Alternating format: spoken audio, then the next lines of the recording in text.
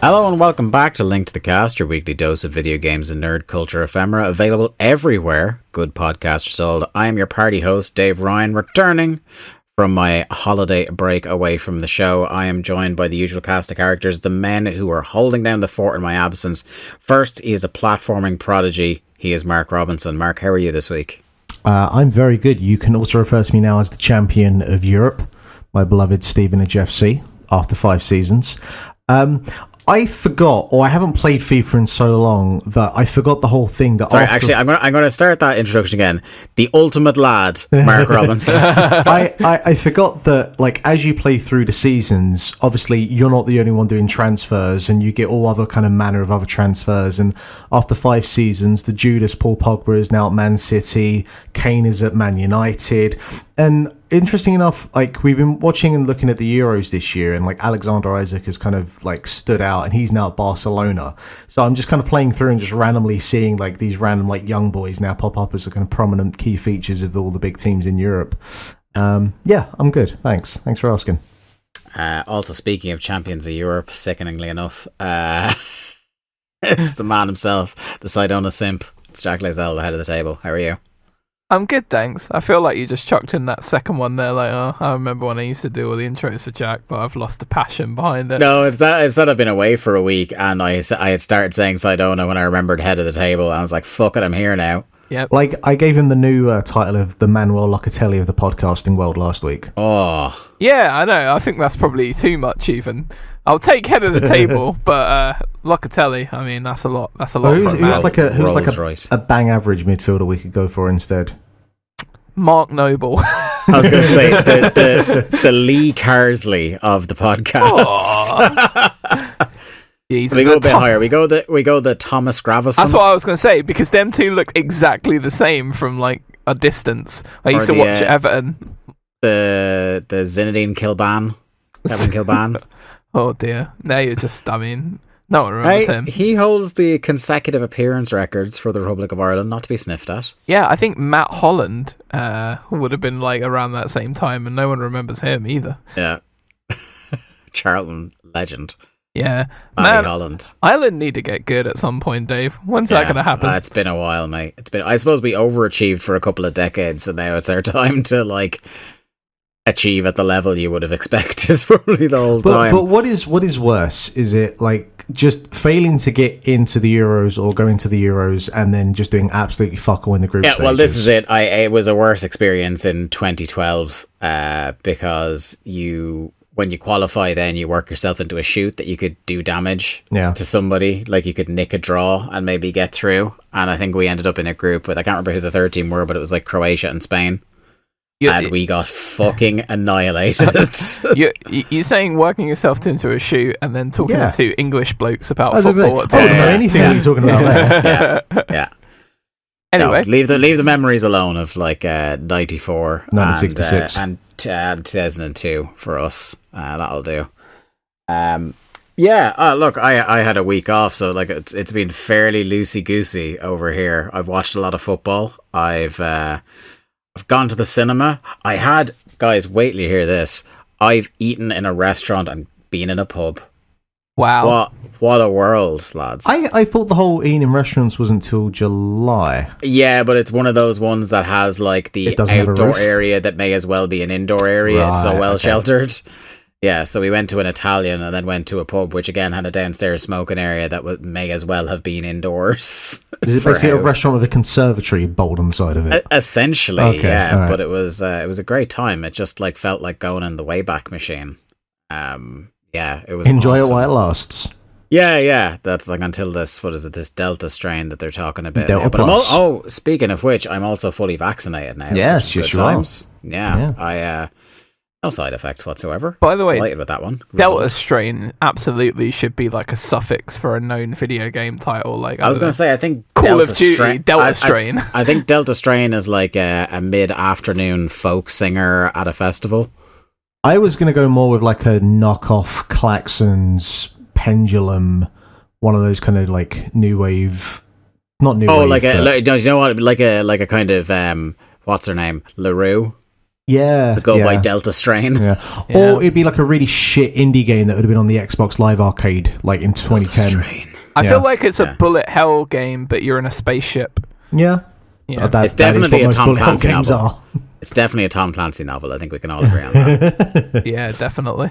Rainbow Six Delta Strain. Yeah, Rainbow Six Delta Strain just rolls off the tongue. Yeah, I mean, if we had a bit more cachet about us, I don't know, if we were like some sort of video game journalist people with like little ticks next to our name, and we just tweeted Rainbow Six Delta Strain with no context, I'd give it an hour and there'll be a couple news articles about it, I would say. You get retweeted by Wario64. Yes, exactly. Yeah. Unless it was going to be on Switch, and then it would be like nibble, wouldn't it? And then he'd have a bit of a nibble on it, and there we go. I'm sure that joke's been made a million times, but I've never 100%. Said it out loud. So clearly, the main plan here is we need to get the Link to the Cast Twitter account verified. Yeah, exactly. Yeah. Why would we not be verified with like 150 followers? We're being silenced by the man. Yeah, that's the I wonder problem. what like the Jack Dorsey is in the pockets of big podcasts. Big Delta Strain. I wonder what Twitter account has like the least amount of Twitter followers but is verified. I was thinking I've seen a few that only have a couple of hundred more than me and are verified because you can get into it based on your profession. So like there might be people who like people aren't following a lot of, but they are a significant figure in a particular field that just happen to not have a lot of followers, but they've applied for it because they changed the criteria for getting verified a few months ago. Oh, right. It used to be a thing where you'd have to like email their verified, blah, blah, blah. But now there's like, you go into settings and you can just click a button to apply to be verified. I wonder if in say like a couple of years time I had, more followers and for whatever reason I could verify myself. I wonder if I'd be able to now I have a previously banned account, like, because I imagine they can tie the two together.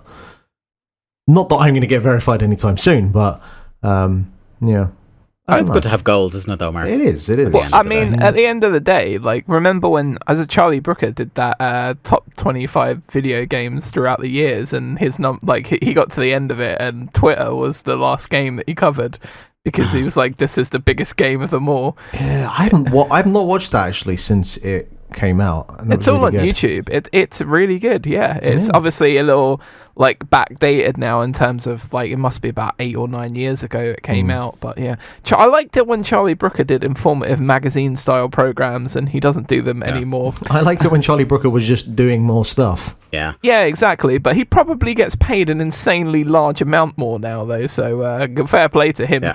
Is more money for less work not the dream that we all have? To sit back and supervise pitch meetings for Black Mirror where it's like, what if phones, but spooky? Yeah, exactly. What if your vacuum cleaner had a soul? What if social media was bad? Speaking of things we've been watching, gents, I think the biggest thing we've all had in common the last couple of weeks is the Euros. Yep. We're recording in the midst of the lull after the group stages where we get a chance to recoup. We were just talking off the air. We have days with no football. This is just not... This, of the three of us, this guy saying this, like... Yeah. By the way, what they should do I'm actually quite tired, and I'd like the 2 days off, to be honest. Jack will, attest to this. When it comes to international football, international tournaments, I am there, all right? And I think it's because I don't pay as much attention during, the normal seasons, whatever, that it all builds up, and it all just, comes out at once in... Do you know what you're like? You sound like the kind of, like a dad who gets home at the end of the day and they're like, they have a couple of jobs to do around the house and they're like, do you know what? I'm going to do that before I sit down because if I sit down, I won't get back up. And you're like, they can't stop the football. Because if they stop the football for 10 minutes, I might lose interest and fall asleep and I'll be back in 4 years. Here's what you do to keep the football going, right? You qualify 15 instead of 16 teams. So you have the 3 third place teams rather than the 4. Then the other 3 go into a semi-final. Like a mini league. They go into a semi-final final format with an additional fourth wild card team that they draw out the day before. So like all squads around Europe or whatever need to be on high alert. So you could get a situation where they randomly draw out like Andorra or someone to go into the Euros, and then they could end up playing like Netherlands or something. How crazy! And then that day you've got, so like the 2 days where you have it, you have both the semi-finals on those 2 days, and then the final on on the first day, and then the final on the second day, and then that's the last game of the round of 16. Perfect. And this is what Jack's brain does on 2 days without football. Can I say, my one big question I want to ask, right, is because everyone's been banging on about the format with the Look, amount of you teams. need to be even or behind the last defender when the ball is played. The amount of teams that we've got obviously is new for this tournament format, and people have been saying about, oh no, it's ridiculous that so many third place teams can get through, because it just, you lose a lot of the intensity and the suspension of like trying to go through as either first or second. And all right, there's a little bit of that, but what that usually means is when you get to those third round of games, you've usually got a couple of teams that have already been knocked out. So, and there's more often not dead games. There's usually dead games, but with this, like pretty much every game is crucial. And like, there were teams like, so was it France, the Netherlands, England, a couple of teams like that had already knew qualified. that they didn't need a result. But like it kept the matches involving the fourth and third place teams really lively. The last round of the group of death was just insane, you know? Now, I know it's tough to gauge on this tournament alone. I think the next Euros will be a much better thing, because something I haven't, and I'm not saying this like I'm some sort of genius or anything like that, but something people I don't think have been taken into account as much is that maybe teams and games seems exceptionally tight and close because everybody is so shattered after like 2+ years pretty much of continuous football with very little break. So I wonder if you ran this same tournament when everybody like was only coming off the back of a normal season and had some time, would the gap between the good teams and the teams that sit in deep be more apparent?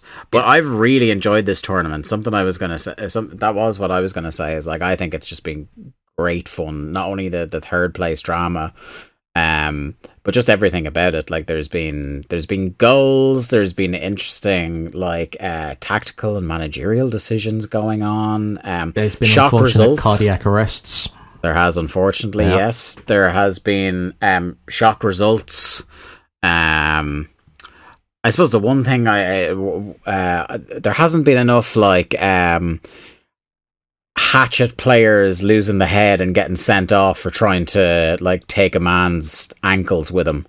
There hasn't been enough of that. No, because I think everyone's too fucking bollocks from the season that they don't have the energy to get that riled up. Yeah, you got big old Marko Arnautovic getting his red card for racially abusing somebody, which seems like you could have put money on that and it would have been short odds. But I was expecting something like, Xhaka try to kick a man's head into low orbit or something like that, and I haven't got. There was like a stat earlier that it's the least amount of fouls ever, like per game in the group stage of any Euros. I think, I don't want to give a huge amount of credit to VAR ever, but I know that was what they predicted. Like people, when VAR was introduced at like the high level of football, people said that like we'll see over the next 2-3 years that there will be a gradual drop in those kind of fouls that people might have gotten away with only getting a yellow or not even getting a yellow before, because now it'll be caught. I mean, in fairness, VAR kind of went out the window for the fucking France-Portugal game. So you still get your one match like that. Yes. It was taken, instead of to VAR, it was taken to the Department of Caprice and Whimsy for a decision on that one. But what have you boys thought? Jack, how are you enjoying your Euros? Yeah, really liking it so far. A lot of like the teams that we thought would be good haven't been as good. There are a couple of teams that we thought would be decent who have been like slightly maybe better than that, and then like you say, it just blurs that sort of gap between the 2 points, and it just makes for a more competitive tournament. Like you're looking at Denmark's route right now, and you're thinking to yourself, you know what, they've got half a shot to get to the semi-finals really, with the teams that they might end up having to play. Yeah. my dark horses. Yeah, exactly. And like, my pick for a dark horse of Turkey has just been absolutely just destroyed. I'm just sitting quietly hoping not to completely put the kibosh on it. That like I predicted Denmark as my dark horses and Italy to win. And after the group stages, I'm sitting there going, "Oh, this is shaping up quite nicely." Yeah, but Italy could end up getting Belgium. I actually think Belgium will beat them. But yeah, it's going to be an interesting one because, like, you're talking about, this isn't a football podcast, so we won't stay on it too long. Oh but, yeah, like, we shouldn't.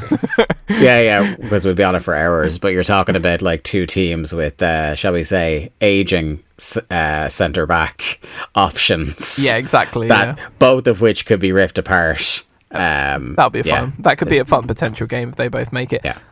But I think that has game of the tournament written all over it for me. If you look at the semi-final like section, there's two like absolute humdingers, and I would say that, without wanting to sound too on top of my own country, I think England v Germany is probably one of the highlights, and then the other one is Belgium versus Portugal.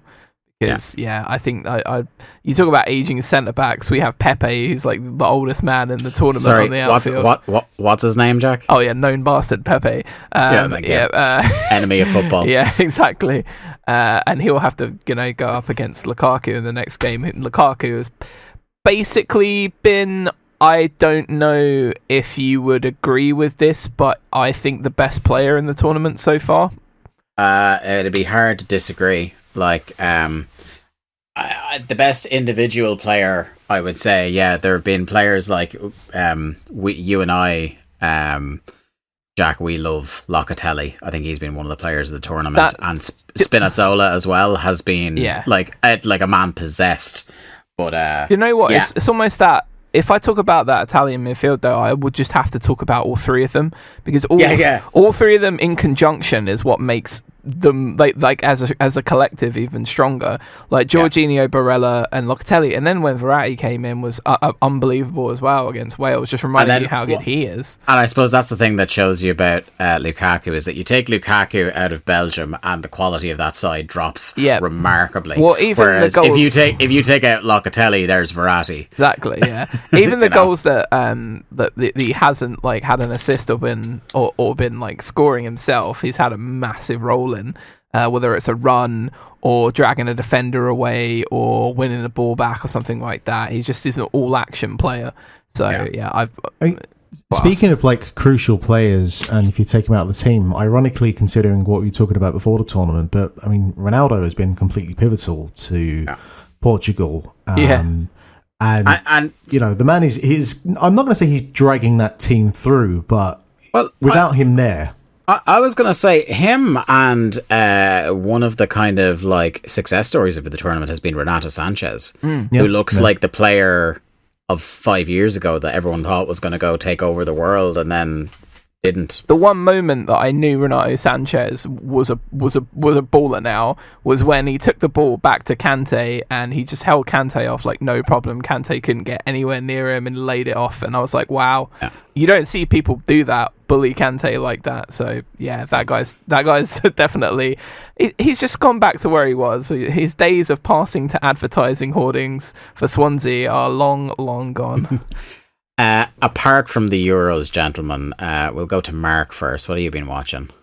I also went to the cinema for the first time in forever last week. Now, Maria wanted to go see A Quiet Place 2, but I am a known coward, so I went with the slightly tamer option of In the Heights.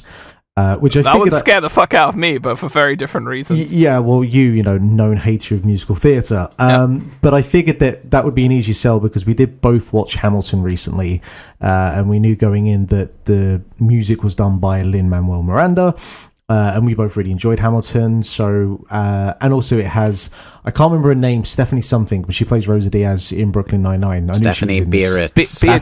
Beatrice. And I always enjoy watching her in anything where she's not Rosa Diaz, mainly like she's in Modern Family and she's in this, and just watching her not be Rosa Diaz it really jars my brain because she's just associated with that character for me. But yeah, it's plot-wise, I mean, it's directed by John Chu, who has done stuff like Crazy Rich Asians. He did like one of the Step Up 2 films. It's kind of the kind of film that obviously was made for him, going on some of his past stuff, but it is a very easy watch, unless you're Jack, obviously. Musically, like, definitely now seeing or hearing like 2 soundtracks done by Miranda, he has a very kind of specific like flow to his kind of lyrical beats and like how he constructs rap. Basically, he's rapping verses and choruses. And you can definitely tell when it's him that has written it. Like, there's just a way that he kind of strings it together. And I really like the way that he constructs the flow to the raps that he creates. I don't know, Think About It just kind of really works for me. And, plot-wise, it's a guy who, his parents came over from the Dominican Republic. And it's, just kind of like a celebration of Latin culture, from like Dominican Republic, Cuba, Puerto Rico, Brazil. Like, it's all in there, infused in Washington Heights, which is a district of New York. Like, plot wise, there's not that much there to kind of work with, and I don't know how it kind of compares to the musical, like how much has been cut out, because the film does feel a little bit lengthy, even with what I imagine is quite a bit of it that has been cut out. But, the choreography, the cinematography, like, there's a whole bunch of kind of spectacular, like, large ensemble dance numbers. And it's just, it's just a really kind of fun, easy watch that did feel a little bit long towards the end, but I wasn't, like, looking at my watch hoping that this was going to end. And overall, like, if you want something to kind of ease you back into the cinema experience, it's a pretty easy recommendation, because I know that the offerings that are there at the moment are kind of slim pickings when it comes to Cineworld specifically. Until today, my friend. Yeah, but I really enjoyed it. I would give it a solid 4 out of 5. What else have you got on here? Oh, you've been watching Loki as well, my friend. Yeah, that's something all 3 of us have. So we actually spoke a fair bit about the first 2 episodes last week. But have we all seen the 3rd episode? Yes. Okay, so basically, Loki went Snowpiercer is what I have established from this. Yeah, so myself and Jack were actually having a chat. We were messaging each other a bit last night, and we kind of have different takes on it. Like, for me, the 3rd episode was kind of like, there was some interesting stuff and some interesting character development between the Loki and Locusts? The locusts? But also there was a lot of it that felt like, okay, this is settling into the rhythm of a Marvel thing. And I don't know, like, it was just, it certainly grabbed me less and had less momentum, like, oh, what the fuck, or oh, this is a new thing, this feels different than the first 2 episodes did. I'm still enjoying it, don't get me wrong, but it felt like a reversion to type in a way, and the lack of Owen Wilson probably played no small part. That is pretty significant, yeah. Although, the thing I can't get out of my head, friend of the show, Keith Broney, shout out to him, because he just said to me, didn't it feel very much like a Doctor Who episode? I was like, oh, it did feel very Doctor Who. I don't know, I think I felt more like Snowpiercer, just because there was a big fucking train. My thing, and we were talking about this last week, and it's still the case with this 3rd episode, is that none of the acting has particularly grabbed me. Like, Tom Hiddleston, I don't want to say he's going through the motions, but there's nothing there he's doing that is really kind of compelling me. Not that, like, him as Loki, he's had his few moments here and there, but it's not exactly a character that is going to, like, emotionally grab you and invest you for the most part. But, I don't know, like, yeah, it's... None of it there has particularly compelled me there. And I think the big thing as well is that while, visually and production wise, it's obviously expensive, lavish and whatever else, but I think, I might be way off beat, but I think certainly with that 3rd episode, they're using a lot of the production techniques and tricks they would have used in The Mandalorian. But a lot of the time I was watching The Mandalorian, I couldn't tell, or I wasn't kind of distracted into thinking, well, there's obviously, you know, a big green screen and they're using the Unreal Engine to kind of generate rocks and whatever, where pretty much the whole time I'm watching that third episode, it's very like, this is clearly just a big giant studio in Georgia with a giant green screen around them. There was that particular bit that I think you're referencing. There is a sense of, okay, we are doing a set piece. Yeah. Do you know what I mean? Like the camera movements and things like that was very much, this is the bit where we do the set piece. Yeah, but there's a lot of like, you know, The Mandalorian where he's just in the desert. I think it's like the second episode. And you're never, for me at least, even going into watching it, knowing how they filmed it, I'm never watching it thinking that, or looking. It doesn't take you outside. The suspension of disbelief is still there. There's none of that there at all. Where, I really felt that. I felt that a lot with WandaVision. I think less so with Falcon Winter Soldier because he didn't use that as much for the most part. But that third episode was really heavy for that. And just most of it, just between not really being invested too much in the kind of the acting and for the most part the story, to be honest, and just the kind of visual production techniques. I don't know. I am enjoying it. Like, it's a fun romp, I guess, but it's certainly not. I don't know. You are certainly kind of left wanting more, I think. Jack, you by contrast quite enjoyed it. Yeah, I did. I thought it was fun. I really liked the relationship between the Loki.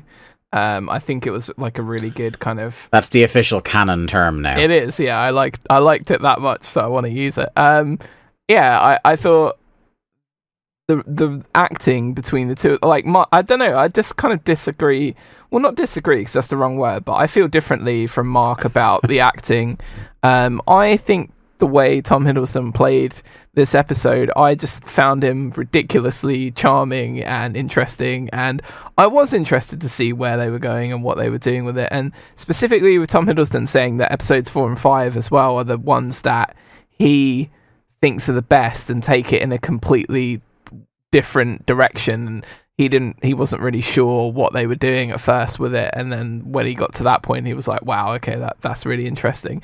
So that kind of keeps me on tenterhooks, but I just thought it's a cool idea. Like, I love a film or a TV show set on a train.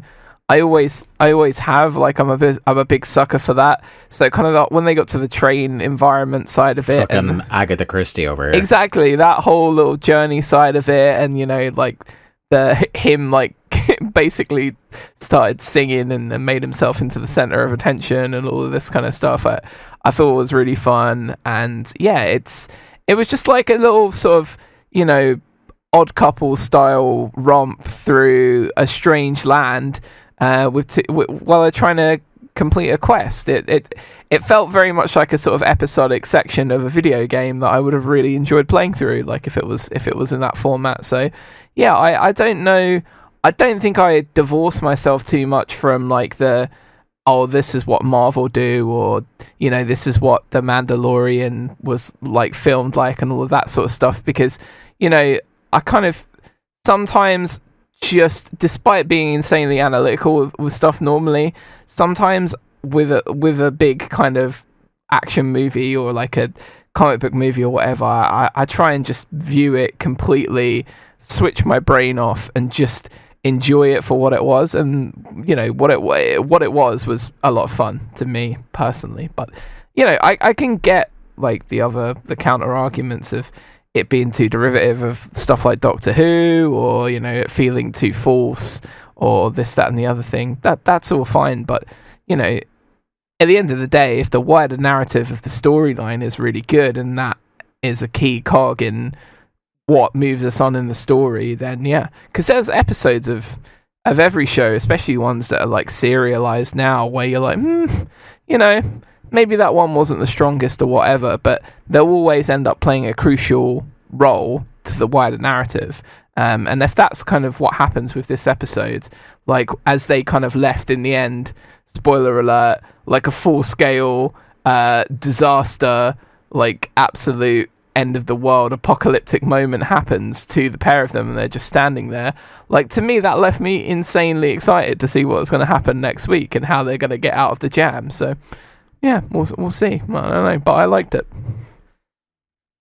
Yeah, well, the thing that's going to really benefit a show like this is the fact that it is only the 6 episodes, and that we're already going to be in the back half starting next week. Something that was wild to me about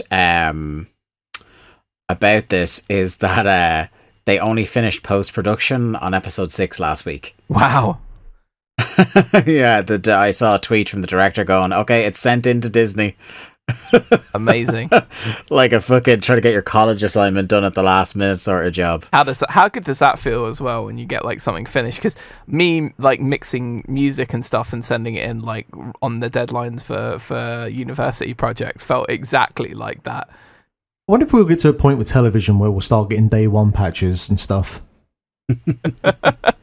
You know what though? That's a fucking Jesus, a hellscape I don't want to think about. He's probably not wrong though. No. But look, fucking George Lucas has been doing it for generations. For fuck's sake, I was literally just about to say that.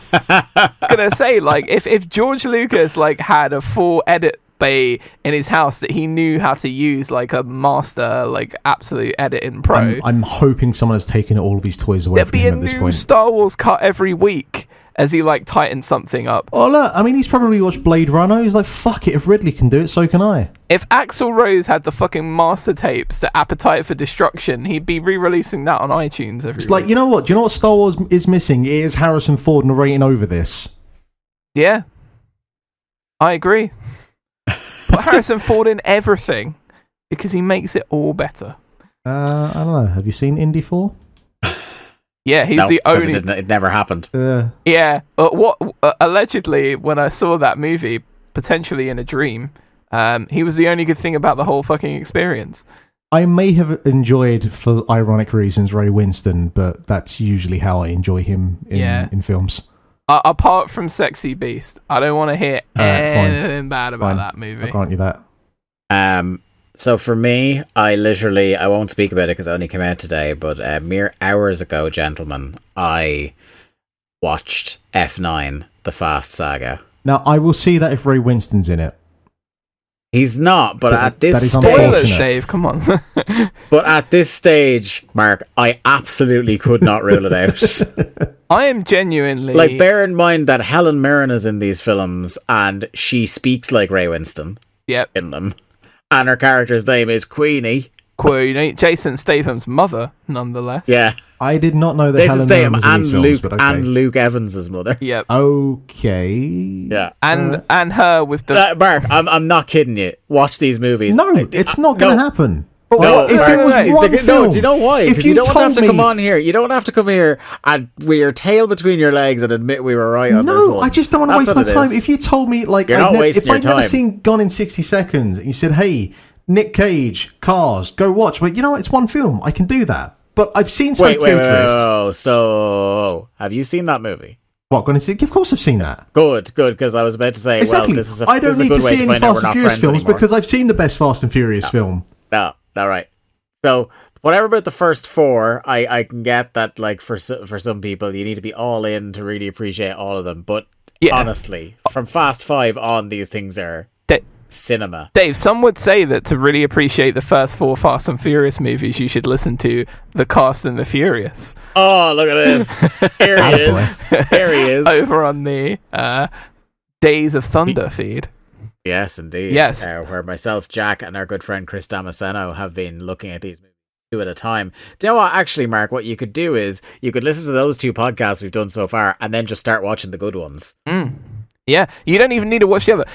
Honestly, right? Just watch Fast 5 with The Rock. They're a whole different genre, and like it's like it may as well have been a complete reboot at that point.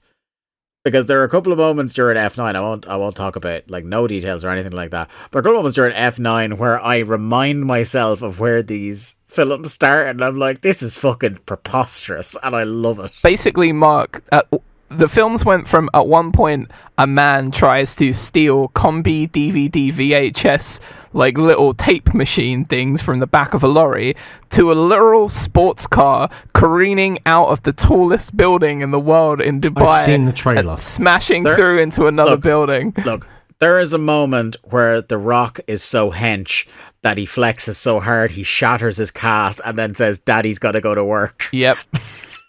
This is fucking everything about this I hate. This is high art. I think this is the closest I've been to Old Man Yells at a Cloud. Oh, do you know what? Because the thing that makes us so fired up about this is that we know for a fact you will love them if you watch them. No, because everything you're explaining to me just sounds like anime that I hate, right? Yeah, but if I described most like Nick Cage movies to you in this way, would it use sight unseen, they would come off like that as well. But then you see them and you're like, oh, he's a cat. He's a sexy cat.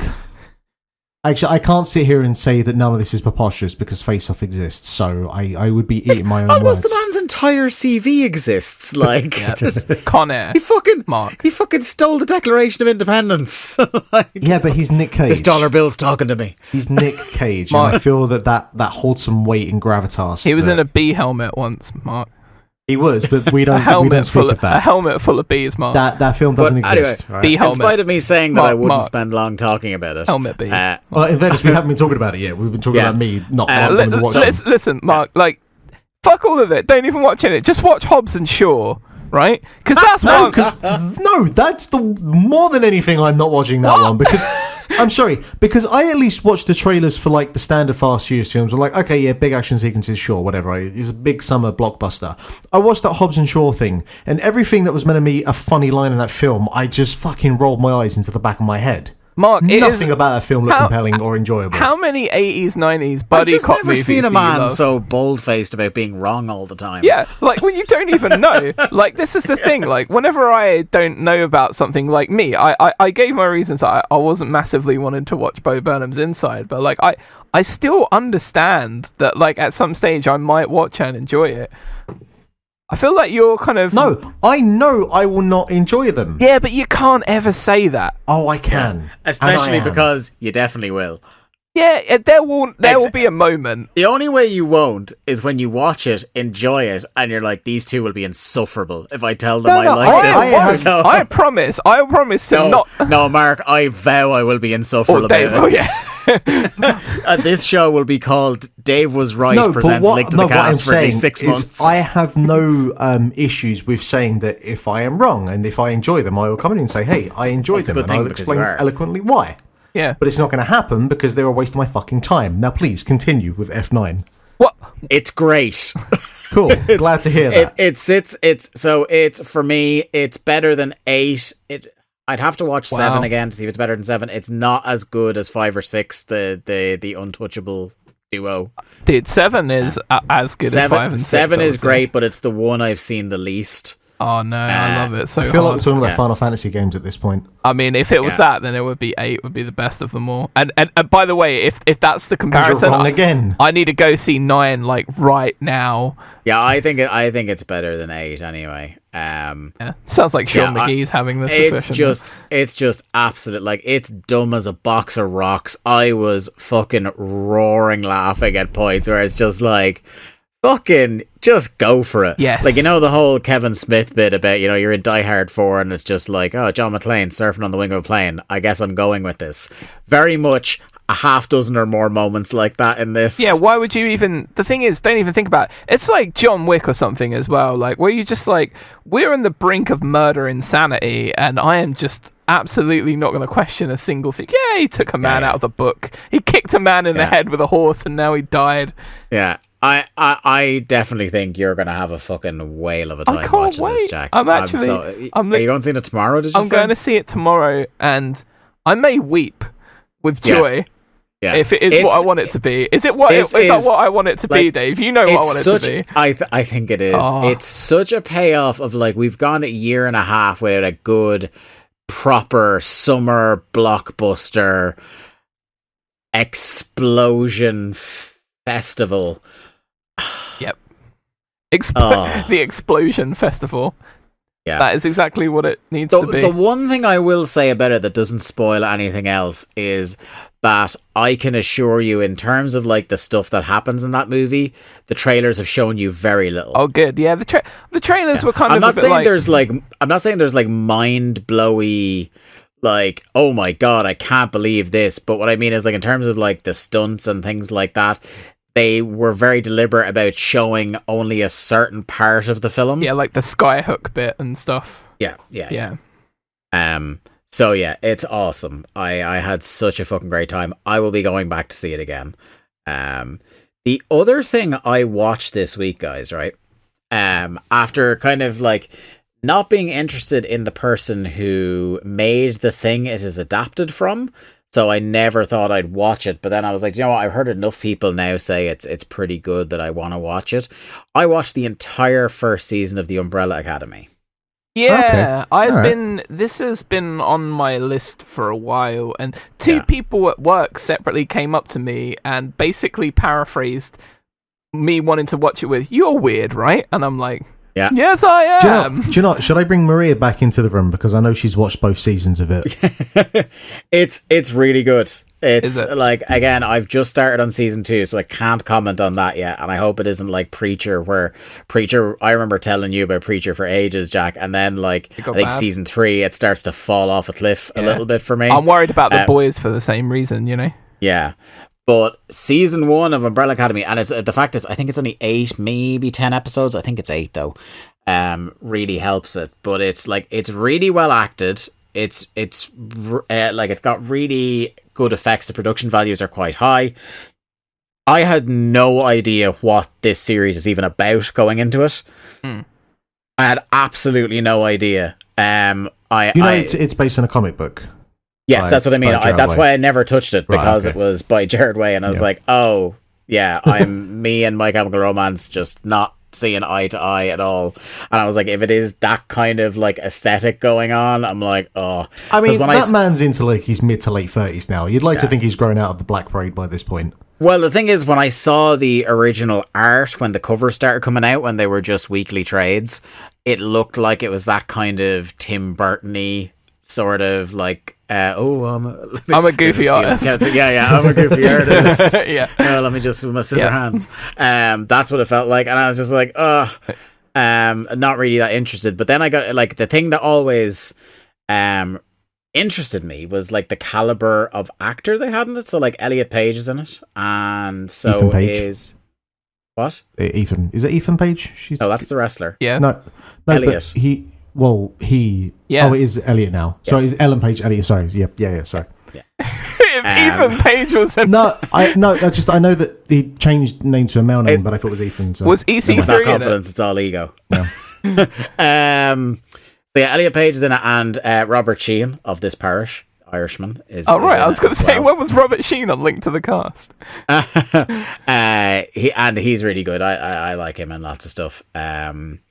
He's in that show that I keep telling you, the Irish show to watch, Jack Love Hate. He's great in that as well.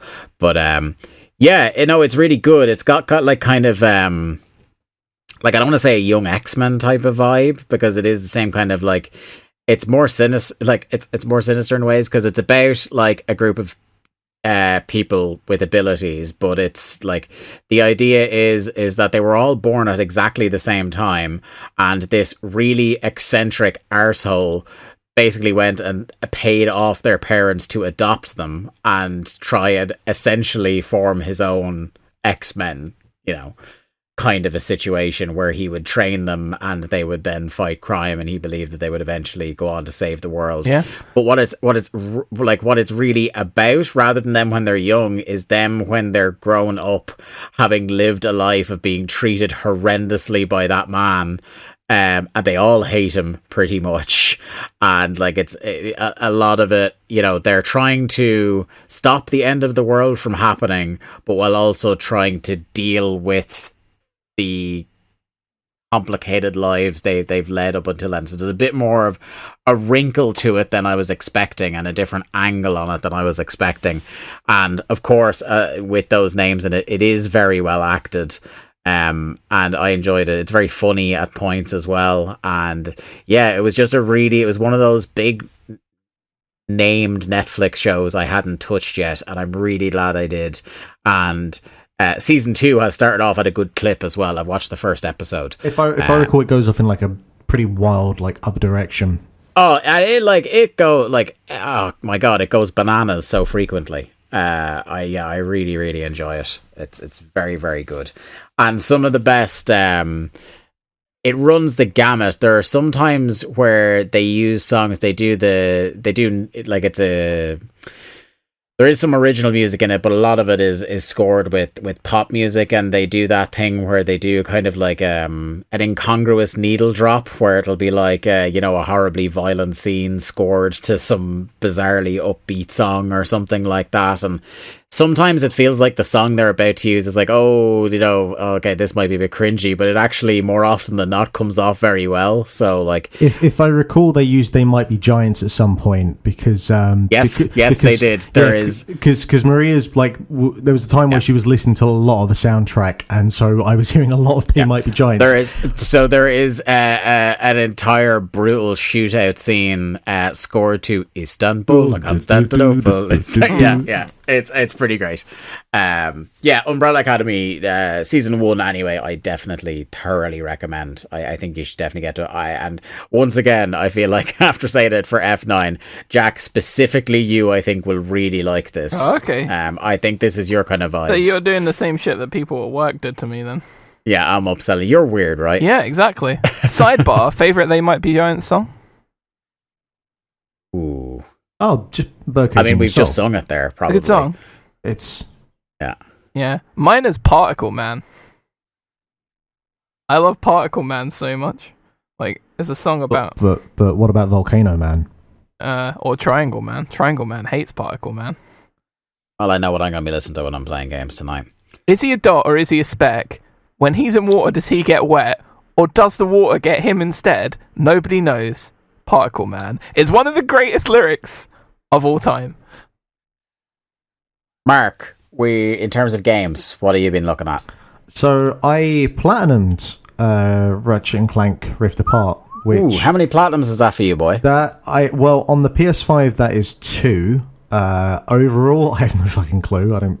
I'll tell you what. I'll look it up on my PlayStation app. I think the last platinum that I got before I had my PS5 would have been for Tekken 7 because I managed to get that in about a day because that's how easy it was. Is it really that easy to get the platinum for Tekken 7? That's fucking easy to get the platinum on Tekken 7. I don't know why, but I feel like that would have been like Tekken would either be one of those that's really easy to get or like really difficult. Like you have to do like a no-hit run with it is literally just complete the story, and then I think there's like maybe 2 others. It is very, very easy. Did you use Yoshimitsu? Of course I did. Yeah. Of course, he's my boy. Classic. Little ninja fucking sword man. You, sir, have 5 platinums. Yeah, that sounds about right. Oh. I could not tell you what the other 2 are. I know it's Tekken 5, it's Astrobot, and now Ratchet and Clank. I have no idea what the other 2 are. Spider-Man, didn't you get that? No, I don't think I played. No, I don't think I did. All right. I'm going to find out. I see. Maybe. I know I definitely platinum. I definitely, well, I'm playing it on... I'll tell you what, fucking EA Sports games are nightmares to so platinum. hard, yeah. I only ever got like 1 Tiger Woods platinum, and for the amount of Tiger Woods I used to play, that is it's just not worth it. But it's just not worth it. I platinumed 1 FIFA, and that was it for me. Anyway, so yeah, Ratchet and Clank Rift Apart. I spoke a whole bunch about it last week. There's not much that much more to say because I pretty much completed the game other than the last bit last week. So I did. One of your platinums is for Peggle 2. Yep, damn right. That's the only platinum that counts. I also have that platinum. It's the only fucking one that counts. Exactly. The Ratchet and Clank remake. Oh, okay. There we go then. So like 40% of your platinum career is Ratchet and Clank based. Well, and Guacamelee Super Turbo Championship Edition. That one is that's actually a fucking accomplishment. Yeah. All right. That is not easy, that one. Yeah. For some of the shit it wants you to do. Goddamn love how those Guacamelee games look. Yeah, they're good. So I finished off the boss and I got the last couple of trophies. My feelings haven't changed that much. It's a great game. It's a very fun, enjoyable adventure in the stars. It's a Pixar, DreamWorks film come to life as a game. The acting is incredible across the board, as they usually are in those games. And again, just visually, it is unbelievable how much shit is going on the screen and how much there is no impact in performance at all. I didn't try going back to fidelity because I didn't want to, venture back into the hard crashes, but I didn't have any more performance issues outside of those 2 hard crashes to begin with. It's disappointing. Some of the weapons that were in that last RNC game, or the remake, I guess, are not there. Some of the weapons they have this time round, there's one that will transform the enemy into like a hedge bush, and then you can just kind of throw your spanner at them. I never really used that. It wasn't particularly useful. I still think, and this is kind of the same thing really with Ratchet and Clank games in general, because they kind of have the thing where they have like a whole bunch of weapons, kind of like in Doom, and you'll pick the weapon that you need for that specific enemy, and the game becomes a bit like chess. Ratchet and Clank doesn't really use that, because in Doom, specific enemies really do require specific weapons. It's not really the case with Ratchet and Clank. Like, the enemies don't differ up too much, and for the most part, if you want to do a bit of crowd control, regardless of what's in front of you, you'll just pick like the you got like the rocket launcher. That's pretty easy to use. Or if you just kind of want to stand afar, you have like this buzzsaw weapon that just flies kind of intimately anywhere sort of near where your enemy is, and will take them out eventually. So you're only picking the different weapons because you want to get the experience up for them, because each of the weapons goes up to level 5, and then it transforms into just like the kind of superior version of that weapon. But when you do a new game, you can then have the option to upgrade those weapons to level 10, which I'm not going to do because I'll be trading RNC in like next time I'm in town. How much will they give you for that? I think 45. What, euros? I think so. I don't know if I'll get more because I'm like level 3, but I saw today that they were saying they were taking 45 for it, so that will pay off Mario Golf. So I was gonna say, like, you just when it eventually arrives in physical form, I'll give you 45 euros and 1 cent if you just post it to England, and I'll play your version of it. No. But overall, I do like it. At no point did I feel I was being particularly challenged. I was playing on the kind of second to hardest difficulty, but there was still kind of no point that I was really, sweating. I still wish that there was a map on the HUD while actually playing in real time, instead of having to constantly go into the map to see where a golden screw is or whatever. And yeah, I think there's more potential with the stuff around the rifting into dimensions. Like, I think there's so much more they could do with it. I actually felt that the story came to a close pretty abruptly, way sooner than I was expecting. DLC coming? Maybe. And I think they can actually, not that, because everyone's doing it, but there's probably potential to do some sort of like co-op campaign between Ratchet and Rivet, who is basically Ratchet and Clank Rift Apart is just Loki, but with what they called Lombaxes. So there's potential there to do like some sort of co-op online campaign, which I'd all be for. That could be pretty fun actually. And there's like an arena bit where you can they'll just kind of throw loads of like a gauntlet of enemies at you, and it's a good place to kind of test out your weapons. I think they could have done more with that as well. That really just feels like it's there as just a way to have some trophies, like, hey, complete these waves and do whatever. But overall, I had fun with it. If you, as I said, if you like Ratchet and Clank games, you will like this. If you didn't like them before, I don't think this is going to do that much more other than just maybe impress you with just like what a technical achievement that game is, performance-wise and visual-wise. So, Dave, over to you. Yeah, I've been playing a bit of Ratchet and Clank as well. I'm only a couple of hours in, but I have, luckily enough, my PlayStation has behaved itself on fidelity mode, and that thing is jaw-dropping. Like, it's unbelievable. It scares the shit out of me that, the way this is only the start of the generation, and it's going to be a few years before we really max out what that thing can do, and it's already just that opening part with the parade and things like that, and just watching the fireworks go off in the background and the confetti, and noticing that even from a wide shot you can make out individual strands of hair on Ratchet's ears and things like that. You could watch the opening scene about 10 times and still probably not pick out every single thing that's happening on the screen, Just unbelievable. So there's that, but the other thing I have been playing is I have gone headlong into Yakuza. We haven't spoken about those games for a while.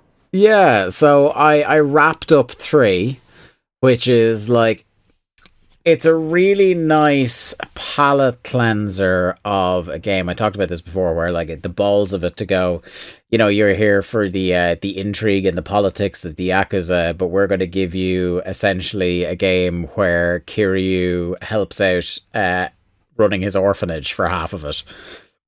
When it finally does get going and starts kind of heading towards the culmination of things, though, it pays off in the ways you would expect a Yakuza game to do. 4 is the one I struggle with a little bit so far. I'd say I'm about, this week alone, I've gotten about 2/3, 3/4 of the way through, mainly. Maybe. And 4 is my least favorite so far. I do think with the remastered trilogy of 3, 4, and 5, they've done a great job with it. That they don't look as dated as they are on my Series S. But the thing about 4 that is a little bit tough is that it's, the structure of it is really different in a way that I'm not necessarily down with. There are games in the series where you do play as different characters and multiple characters. I think of Zero in particular, which is the first game I played, obviously, these many years ago on the podcast.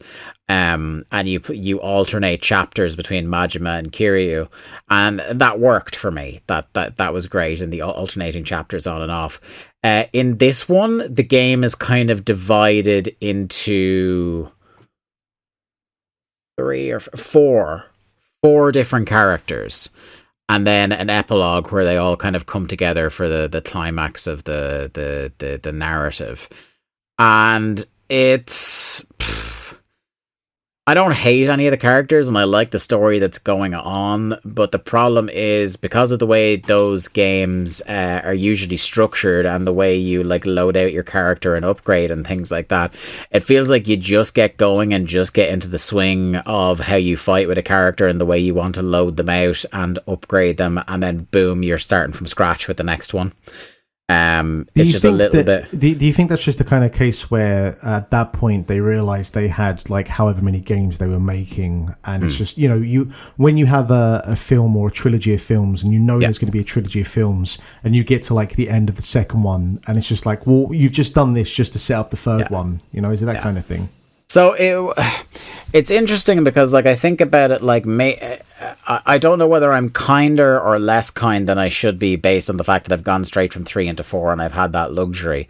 Because I think to myself, in some ways, it's nice that they're so confident in their universe and in those games that they can do something a little weird and a little bit different in one of the games, and it doesn't bother me a huge amount. But then I think of, like, if I was a big fan of these games from the start and I was waiting years between installments and I'm expecting here's the next chapter in Kiryu's saga, and then I'm buying a game where they Sons of Liberty me and it's 75% of the game you're not Kiryu and you're not dealing with anything, like Kiryu doesn't make an appearance in most of the other 3/4 of the game. You got Raiden. Other characters from the universe too. Yeah, he got Raiden. So I don't know how I'd feel. It's impossible to say. But yeah, it's just like, I still like it well enough. Like, I'd still give it a good, 7.5 out of 10. But it's probably my least favorite so far. I don't know much about Yakuza 5. But I think based on what people say about 6 and 7 and Judgment, it's probably going to, it could only be 4 or 5 to finish bottom of my list of preferences. But hopefully 5 will be a little bit more of a return to form. More on that as I get to the end of it. The story is actually pretty interesting, I will say. It's one of the maybe that's what's so frustrating for me, is that it's actually, I would say, a better story than 3 and maybe even a better story than 2. But it's just the way in which it decides to deliver you that story and get you to play through it and interact with it, that is just a little bit wanting for me. That, like, I think they got a bit too wild with what they were doing 4 games in, for me personally anyway. But yeah, it's still a Yakuza game, so it's better than nothing. Jack, you're the only one of the three of us that managed to get their hands on Mario Golf today, because according to the guy in GameStop I was talking to today, fucking Nintendo, man, for some reason they were not alerted to about at all until today. The physical copies of that game just didn't fucking show up. As usual with England, they nab all the vaccines and they nab all the copies of Mario Golf. You know us, hoarding all of the good stuff. So did you get it physically or digitally? No, man, I don't buy really physical games almost at all now. You just buy semi-physical I miss when games. you used to appear on this podcast and be able to rattle the cellophane on the stack of games you hadn't opened yet. Yeah, you know what? I think I can't remember which one of the Arkham games it is that I haven't played that still has the cellophane on from like PS3, I think. See, I got the physical... Probably Mark's favourite game, Arkham City. I got the physical copy of Mario Golf because I have the awareness now of having played the last Mario Tennis game that there's a chance that after a week I might not want to play it anymore, and I would rather have a physical copy that I can get something back for at least. Well then, boy, do I have the review for you. So Talk to me. Mario Golf, yeah. So obviously, threw myself straight into the old story mode, booted it up, and you use like whatever version of a Mii you've created on your system to play through it. And it kind of starts off like, you would expect. They're teaching you the core gameplay mechanics. This is a drive, this is that, this is the thing. Right, okay, here's a tournament you can play. Now, about 2 or 3 hours into story mode, it takes a turn, lads. It goes from like, here's a, speed golf tournament that you're going to play in, and it's like, right, go to this part of the golf course, and then it's like, there's a fucking, like, electric, like, statue that looks like a knight that's charged up by thunder, and it's like, do me these challenges 3, and I'm like, what? And then I do the challenges 3, and then I face off against... What is your favourite colour? Exactly, yes. Blue. Oh, wait, shit. And then I'm jettisoned into the sky. No, so, like, you're then facing off a knight. You're hitting lob shots, an electric knight, to try and defeat him. And I'm like, what the shit is going on here? This was, like, 5 minutes ago. I'm thinking about what am I going to do with this approach shot? Am I going to punch it in low, or am I going to... And the next thing I know, I'm like, yeah, facing off. So... It's almost like... So that's the same thing they did in Mario Tennis then, because you're in story mode and there's a bit where you're in like a fucking ghost house, like trying to play Breakout with tennis or something. Yeah, but then like that, it was always like there was always like a stupid challenge that you were doing, whereas this started off like, it actually felt like you were learning all of the courses, and then maybe you could go into like a little tournament section. There might be a little tournament section at the end, but so far what's happened is I fought the electric fucking knight costume, and then I obtained some sort of electricity sword, and then the War brothers, Luigi and Wario, turned up, and I was like, huh? And then they were trying to take the sword off me, but then they ran away, and then, so, in the top right hand corner of the screen, it's always telling you what your next mission is. My next mission was normally play a practice round at the course, and then when I switched it off earlier, the last thing that was up there was collect the fire gem from the blah blah blah to go and take on the snowman, and I'm like, not from the blah blah blah. I'm like, what the heck? Yeah, it was a course. I can't remember what it's called. And I'm like, oh, what? I've got to get a fire gem. So it kind of feels like somebody was like playing Golf Story, where like that's weird or whatever, but it's kind of, it doesn't make any apologies. So tonally, the story mode is fucking all over the gaff. But the actual gameplay itself, so if you just want to play golf and you don't want to do the rushy, bollocky around thing, it's fine. Like, I played one game online against someone. I just picked it up. I wasn't great. I lost. Fine. But like, it was at least enjoyable. So the actual sort of golf rush mode thing, it kind of reminds me why I don't play golf, because it's like, the good thing about playing like Tiger Woods or previous incarnations of Mario Golf is I can whack a ball 300 yards, and then I press A, and I'm then next to my ball about to whack it the 150 yards into the hole. When you whack a ball like 300 yards now, you're like, then you have to do like runs and run through the course to run to your ball to collect it. And I'm like, this is exhausting. And is it unavoidable to skip that? In the story mode, yes, because you have to play through they're showing you all of the different modes or whatever. You can play a normal round of golf where you don't do the rushy, which is fine. There's like 6 different courses, which is kind of fine. Again, it's pretty much what you would expect. You know, I'm not expecting like fucking I don't know, Crooked Stick or like St. Andrews to be in a Mario Golf game or anything. So yeah, the courses are all right. But yeah, I find the running between the shots and the collecting power-ups and the doing the dashes and stuff, like, it's a fun gimmick at first, and in the story mode it's fine, but then like I don't want to ever play that mode if I just want to sit down against you, Mark, and play a game of Mario Golf while we trash talk each other and both seem really cool. Like, I don't want to do that rushy because it's just annoying. Like, there's no point to it. It doesn't really add any value to the game. If anything, it just made playing the story mode a little bit longer, and I could do without it. So yeah, it's a little bit disappointing, I'm not gonna lie. I kind of feel like with a golf story mode, I always think back to, and we posted about it on the new feature that Mark's been doing on our Twitter feed. If you guys want to go and follow, do that on this day, games that come out in previous years. And you posted Mario Golf Advanced Tour the other day, Mark. And the like story playthrough mode on that is so satisfying. You know, you do all the golf challenges, you have your character, you build them up stats, RPG style, and you know, there are similar elements in it to this, but everything just feels a little bit like long and unnecessarily clunky, and the little world that you're running around is kind of tedious sometimes, and there are loads of NPCs you can talk to, but like 98% of them don't add any value. You know, like how in a town in Pokemon, like there's probably a couple of people you speak to, and one of them might give you a Psyduck or, you know, like 4 potions or something, and you're like, it's worth going around and talking to every NPC. I'm a real git for that in a game, which is, Dave, why I haven't started The Witcher yet, because I'd be talking to every NPC and it would take me 500 hours to complete the game.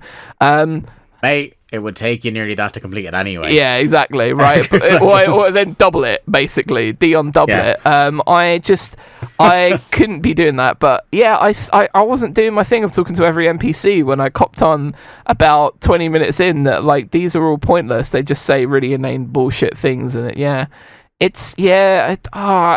don't know. Here's the thing. I don't know if it's me or if it's the game, if it's my expectations of what I wanted the game to be, or if the game is just kind of bang average at this point. And I will play the story mode through, and I will play a few more online games, and I will try and I will have some fun with it. And there's some power-up shots and some interesting things you can do.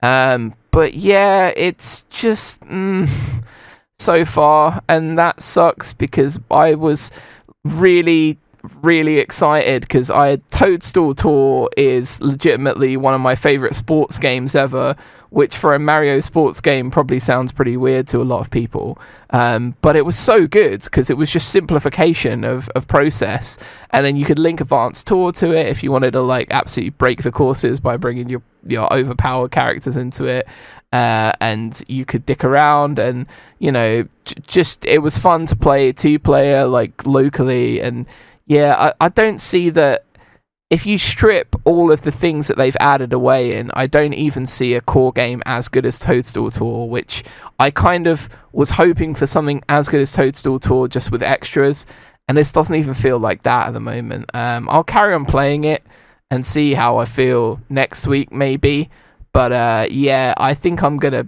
a few more days of it maybe, and then just back to completing Resident Evil Village, because yeah, this is I mean, coming from me, as you can imagine, this assessment was quite sad. Yeah, I'll tell you what, you've saved me 50-60 quid anyway, because I'm just thinking, like, if it's a game that features Mario and golf and Jack's not that into it, I have no hope. Yeah, I'm wondering whether to just ping my pre-order money over into Returnal now. Yeah, you could. I still think it's worth the experience, like, just to say that, you know, just to, like, tick it off or whatever. But I could also just download an emulator and play Toadstool Tour. You could, and that would be a more worthwhile version of your time or you could probably get like a GameCube off eBay for like a tenner, I would imagine, and a copy of Toadstool Tour for around about the same. That'd probably be like my 4th GameCube I've owned over the years. Yeah, I mean, mine's still down there. I now want to play Toadstool Tour. Mine's right somewhere. Yeah, because I did read the reviews that came out, and they were all kind of like around that sort of 6 to 7 out of 10, or that's it, 75%. And I didn't read any reviews because I saw the Metacritic score for it, and I was like, and I'm like, I don't want to read what people say because I kind of want to come on the show after I've played it myself and talk about it.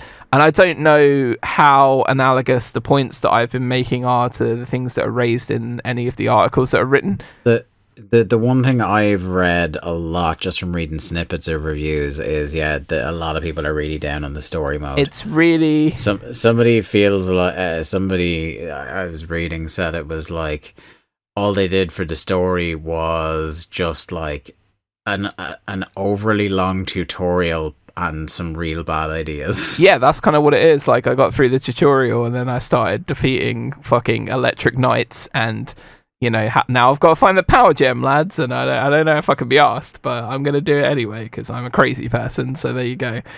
So yeah, Mario Golf is... And this is the thing, I can't even say, wait for the discount, because that it's not going to get discounted that heavily because it's a first-party Nintendo game. So, like, I think you can get Rabbids for, like, Mario Rabbids for, like, what is it, a tenner now? So give it, like, 3 years or so. You can get as Mark tweeted out today, you can currently get Paradise Killer for 20 quid. Which seems like, you can get Paradise Killer 3 times over for the cost of Mario Golf. It says like you're gonna have a way better time. Yeah, I mean, I'm not disappointed because there's no way I wasn't gonna buy it because of what it's meant to me kind of previously. I mean, I picked up Bayonetta and Vanquish for 8 quid altogether today, so I feel like that's a better use of my money. I'll tell you what is great, though, something that I meant to get to in my section here, and that is what I purchased with my birthday money to treat myself, and that is the Xbox Series S and X wireless remote. This thing is a lovely bit of tech, and it blows. Yes, it blows the PlayStation 1 out of the water.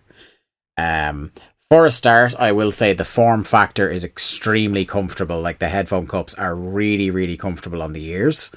The charge in them, so I think the charge in the PlayStation 1 is about 6 hours, and the manual on this says a full charge will get you 15 hours. Okay.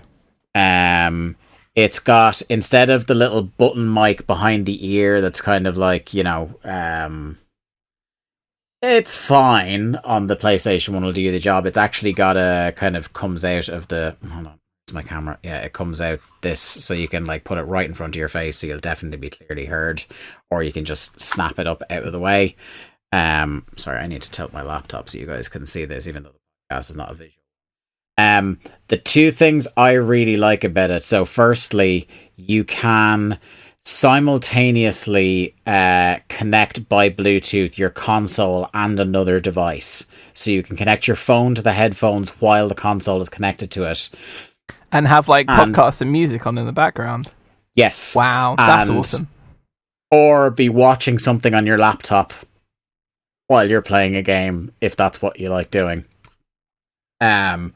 And it has the volume, and it's got a volume and a sound mix on it, so you can tip the balance between how much game and how much podcast you want to hear, which is something that is sadly missing from this generation's PlayStation 1. The PS4 headset had that, where you could adjust the mix for chat and game audio, whereas it's just straight up, it's all the same, because I tried to play a game and listen to Spotify on the PlayStation through the Spotify app, and it just wasn't happening for me. I was having to go into FIFA and turn down the master volumes and stuff to get it to balance right for me. Whereas this, it's literally, and it's really cool, it's literally the outside of the cup of the headphones. So this, like the outside disc, you just turn it to adjust the mix. On the left hand side, it's the master volume, and on the right hand side, you just turn it to adjust the mix. That's very satisfying. It's really, really cool.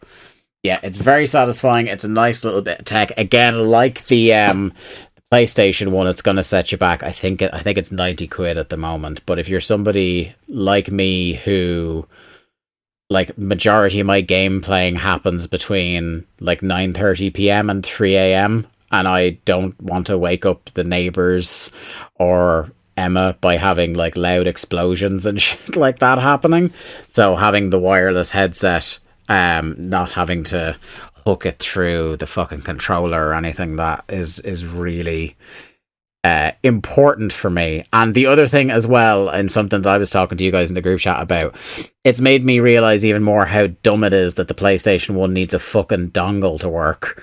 Whereas this will hook up to your phone or your PC or your console without a dongle. Much like my Xbox Series S controller will just hook up without a dongle to my laptop. But is it purely just like a Bluetooth thing? There's no like software. It doesn't kind of hook up. Nope. Nope. So for the PC, it's kind of like. So I know you were saying, do you use a dongle with your Xbox remote on your PC? Did you say before, Mark? I was, but I actually just have mine plugged in now because I got sick and tired of like replacing the batteries. So with certain, it will depend on your PC and your what your Windows build is, because with certain versions for certain laptops and certain versions of Windows, you can just hook it up at the controller by Bluetooth without any issue. So all I had to do, I already had the Xbox accessories app pre-installed on my laptop, and I just opened that while I pressed the connect by Bluetooth button on this, and it just automatically connected to my laptop. So it's that handy. The crucial question is like, how's the sound? It sounds great. Yeah. Like it's not like, fucking Dolby surround sound shit or anything like that. You know what I mean? It's not theater quality sound, but it's fantastic for me. It does exactly the job I want.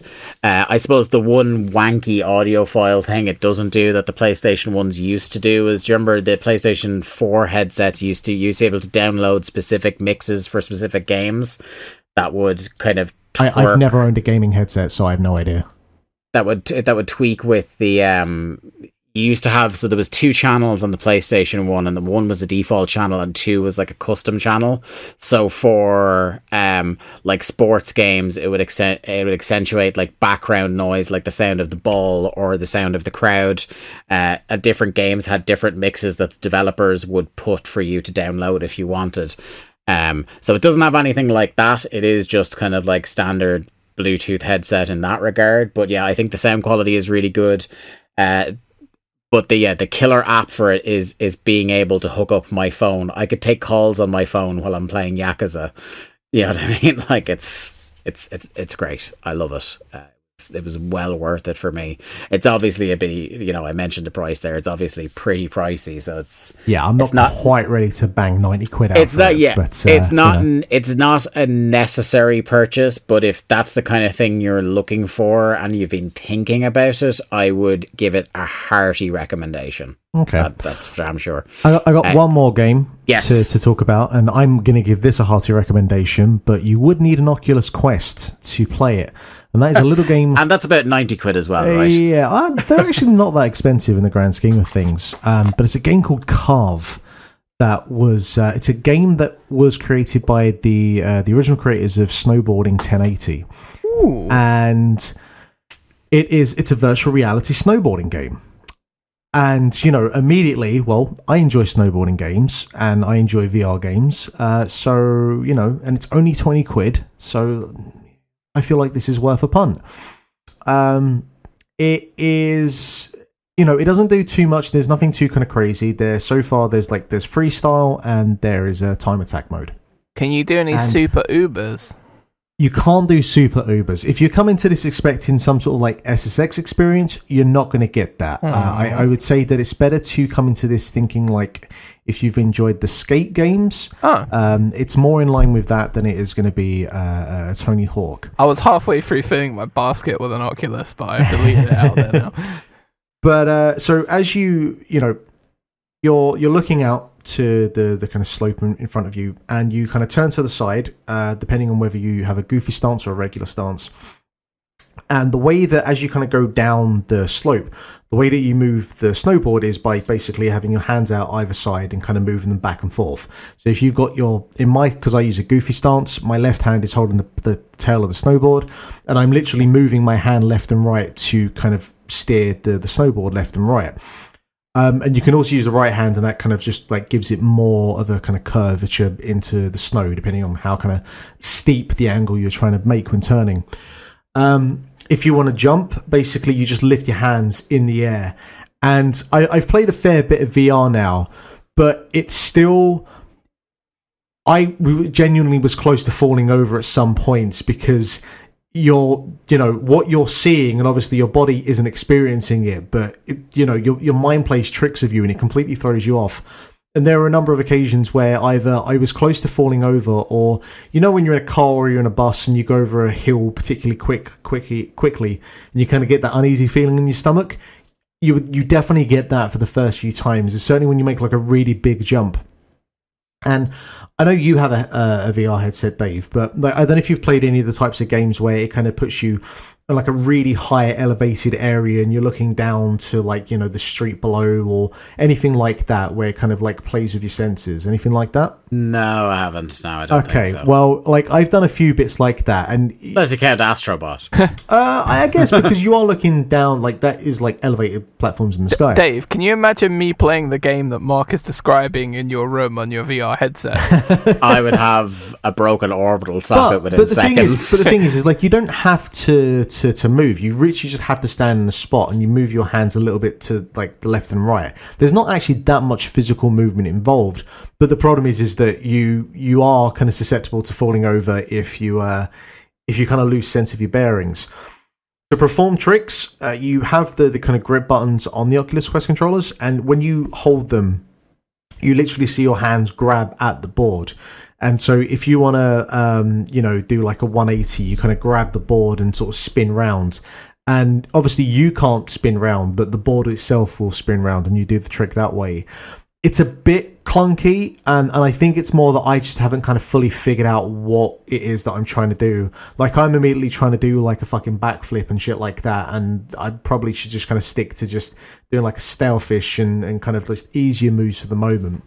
You can grind as well, like there are kind of grindable paths you can do, and in between those sections you have like a cabin that you're in, and it does the kind of the specific VR thing of like you use the left stick to move around and you can use the right stick to kind of turn yourself left and right, and there's a dog in the room, so expect a goodest boy contender when we get to the end of the year. Can you hit on random chalet dwellers' wives? You can't do that. Aww. No. But I've only spent probably about 45 minutes to an hour of it, and I've only been doing the one course because I think each course has like 9 medallions to collect at like different, because the path kind of branches off into different areas, and you have like the kind of sort of off the beaten path parts of the track where the snow is a bit thicker and there's more trees and that kind of stuff. So I've been doing the course a bunch of times to try and figure out like where the medallions are. But the problem is if you get motion sickness, even to like a little bit of a degree, after about 20 minutes, you can't play anymore. And certainly for me, like after about 20 minutes, I was like, all right, I need to like put this down for a bit and then come back to it. So if you do suffer motion sickness, you're probably going to have a rough time with it. But if you have one, if you like snowboarding, or even if you just want to have a kind of different experience, because a lot of what VR is just having an experience, like you don't have to... I'm not expecting to play anything that's going to be like a Game of the Year contender or anything that I would play on my PS5 and my Xbox. But if I can get an experience that for a couple of hours of enjoyment I'll get out of it, I kind of just lose sense of where I am. And for that moment in time, hey, I'm hurtling down a mountain on a snowboard, I will take that. And I think that Carve actually does a really, really good job of that. And so if you have a VR headset, again, it's 20 quid. I'm probably going to spend a lot more time with it over the next week or so, just trying to clear out all the courses and try and kind of get a better grasp of how to do the tricks. I think it's really cool. I think they've done a really good job of making a VR snowboarding experience. And now I want a skateboarding VR game. Yeah. Well, surely that's next, isn't it? Maybe. I feel like that might be trickier, though, because it's easier to envision, like you not moving your feet, as you being tied to a snowboard. Like that might be a bit trickier to do with like how a heel flip or a kick flip or anything would work with skateboarding. Unless they decided to, attach like motion sensors to your feet as well. Or bring back the Tony Hawk board peripherals. Let's not do that. That is not a good idea. Well, I mean, they must have a bunch of those that just never sold. So, like, they're probably out there. Maybe they're in the same landfill as the ET game. Someone has probably fucking modded it to do that. Do you reckon there's like a video of someone using that to play like an insane, like they're playing through like Bloodborne with a Tony Hawk board peripheral? I was going to say Doom. Yeah. It's always Doom. Some sort of game that like is hard enough to play with a physical controller, let alone, yeah. Mark, can you do a no-hit Cuphead run with the Tony Hawk board peripheral for me, please? How about I do an expert run of Through the Fire and Flames using a Tony Hawk? I was going to say I'd like to see Cuphead VR, and Mark try to do that. My God, Cuphead VR! How would that even work? Did you? But did you see the trailer? The Cuphead animated trailer with King Dice? Yes, with Wayne Brady as Mr. King Dice. Yeah, Wayne Brady as Mr. Where's King the fucking Dice? DLC, guys? Oh yeah. Well, look. You know what? I will take this. I will take this. No, because my skills, I've had to buy it for the PlayStation now because I'm so afraid that my skills are going to go to shit and I'm never going to beat that DLC. Right, anyway, let's move into the news. And our top news story involves, would you believe, a video game executive getting lots of money. Activision Blizzard shareholders have voted to approve boss Bobby Kotick's $155 million pay packet after a controversial delay. GamesIndustry.biz reports the say on pay vote, which had been delayed to this week in what was seen by some as an effort by Activision Blizzard to avoid an embarrassing slapdown, won approval from 54% of shareholders, down from the 56.8% approval seen last year, which itself was down from 58% in 2020. Is that just Bobby Kotick got incrementally selling off 2% of shares as he goes along in this company? I don't know about you guys. Like, I know, I think we're fairly firm on where we stand on Bobby Kotick and the disgusting payouts that people like his get. But this very much, the fact that there's still a majority of shareholders, in spite of all his bad press, and a narrow majority as it is, willing to approve a pay packet that extortionate, just tells me that it's very much like other industries, like WWE, for example, where we know that, like, based on what we hear on investors' calls and the share prices and stuff, it's very clear that people who have shares in these companies pay much less attention than you'd think to things. Because, you hear, like, all sorts of, on WWE investor calls, you hear Vince blagging all sorts of stuff that's clearly untrue, but, like, none of them care or know enough to actually call him up on anything. So they're just like, this Bobby Kotick guy seems to be doing a good job. We're still getting our fat dividends. So, who are we to disagree with this guy? That's what it feels like to me. If you even took 10% of this, they could hire like 100 people.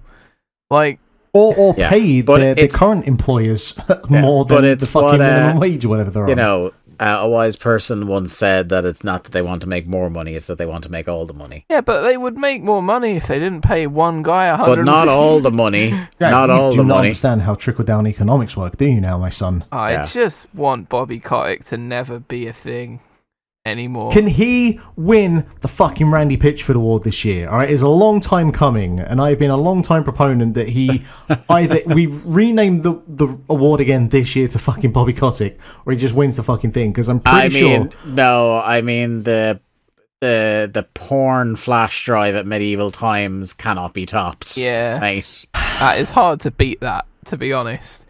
I mean, look, we'd have to see how much did Randy take home last year. Like, as well as being a ridiculous human, a horrible person, a schemer, and some sort of like violent creep, that like various stories have painted Randy as. On top of all that, he's a magician.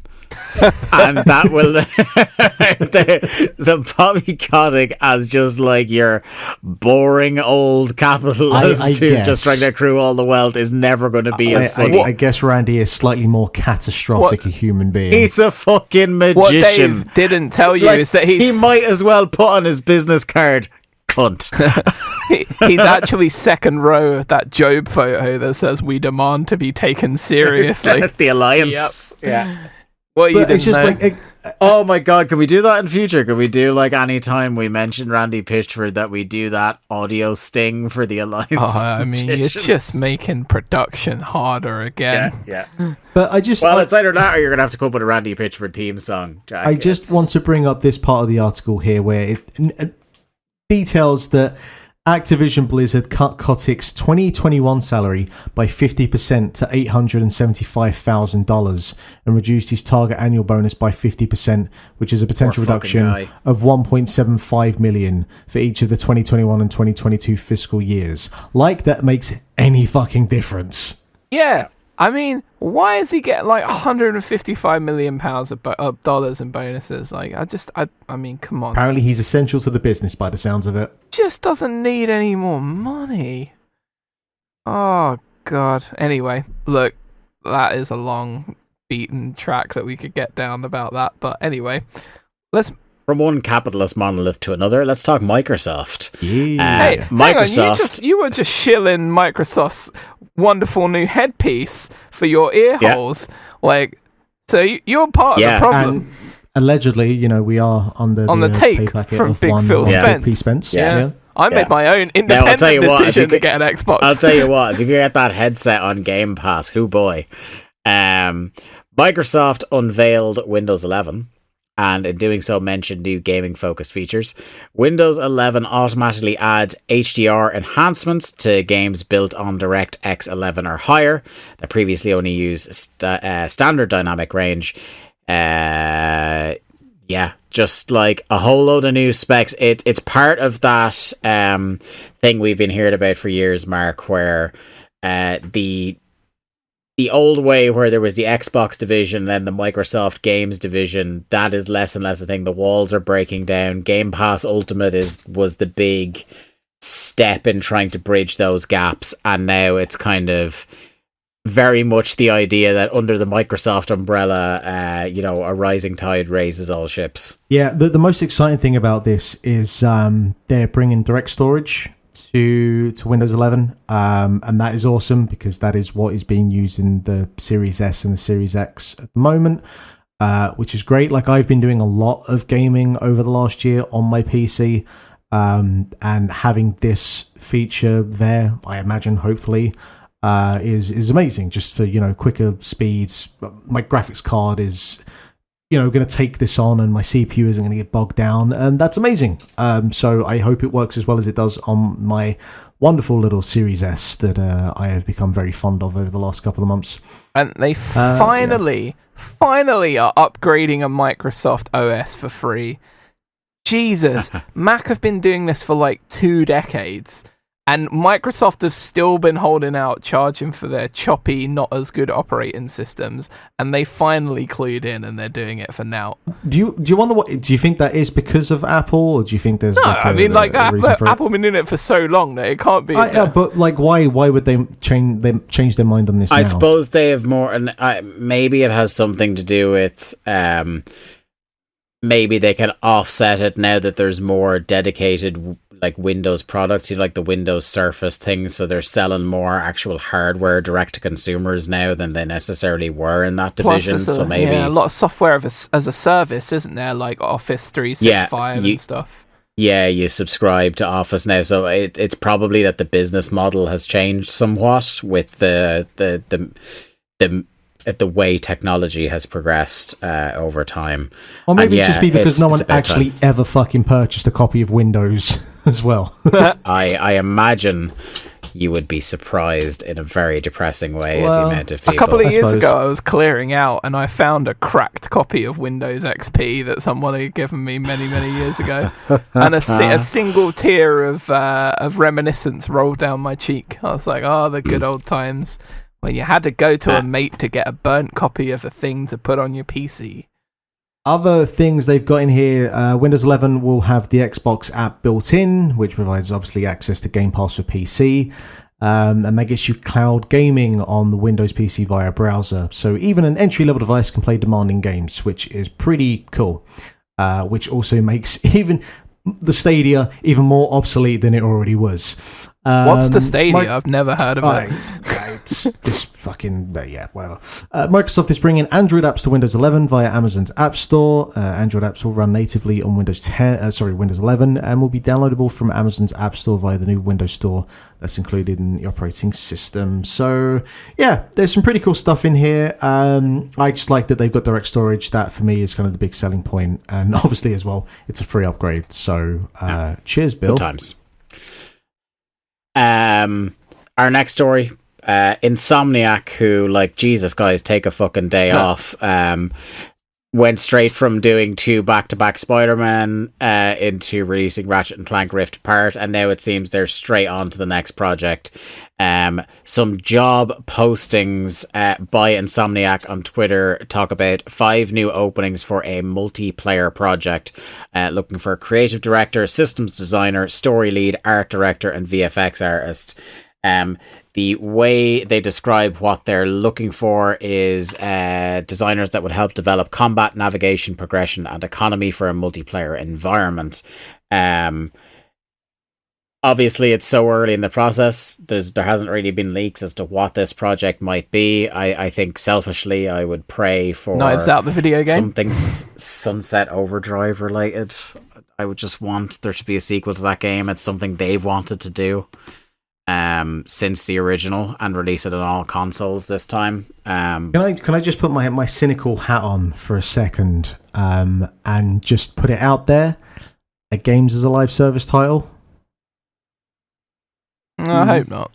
Because every fucking studio's doing it. Every studio has their one of that. Yeah, I guess the thing that makes me think that maybe there's hope that it isn't that is just that the idea that 2 of the main roles that they're hiring first are a story lead and a creative director, so that at least if it has the Games as a Live Service part of it, it may not be the whole of it. You know what I mean? It might not be specifically a live service focused. A Halo Infinite, where they'll obviously have the big story, but then they'll have a big, maybe multiplayer section. It's like, it's tough to say. It's always like, because half of these studios seem to try to all be rushing to the same thing that's hot at the moment, but then there'll be some that are trying to see where the puck's gonna go, proverbially speaking.